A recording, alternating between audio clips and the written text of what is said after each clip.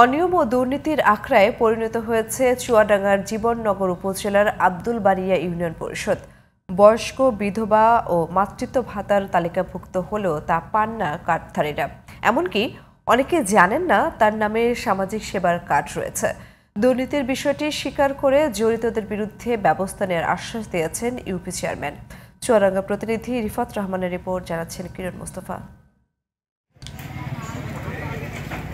উপজেলা মহিলা বিষয়ক অধিদপ্তরের তথ্যমতে 2024 সালের নভেম্বর থেকে 2025 সালের জুন পর্যন্ত আন্দুলবাড়িয়া ইউনিয়নে 35 জনকে দেওয়া হয়েছে বয়স্ক, বিধবা ও মাতৃত্বকালীন ভাতার কার্ড, কিন্তু টাকা পাননি বেশিরভাগ কার্ডধারী ব্যক্তি।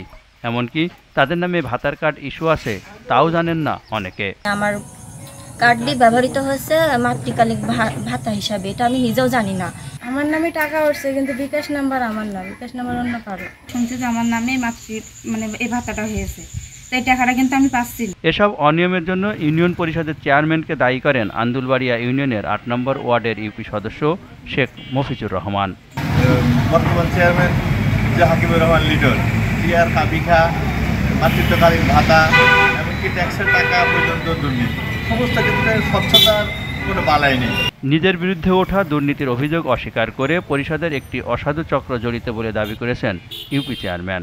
বলেন, তালিকা সংশোধনের জন্য সংশ্লিষ্ট কর্তৃপক্ষের কাছে পাঠানো হয়েছে। মেম্বারদের সুপারিশে ভুল তথ্য অনুযায়ী আমরা কয়েকটা গিয়েছে, সেগুলো আমরা আমার সঙ্গে আমাদের কাছে অভিযোগ এসেছে, আমরা সঙ্গে এগুলা আমরা উপজেলায় এটা দরখাস্ত দিয়ে এটা বন্ধ করে বা যারা অনাযোগ্য তাদেরকে দেওয়ার ব্যবস্থা করেছে। তালিকা পেয়েছে জানিয়ে মহিলা বিষয়ক অধিদপ্তর বলছে দ্রুতই সংশোধন করা হবে।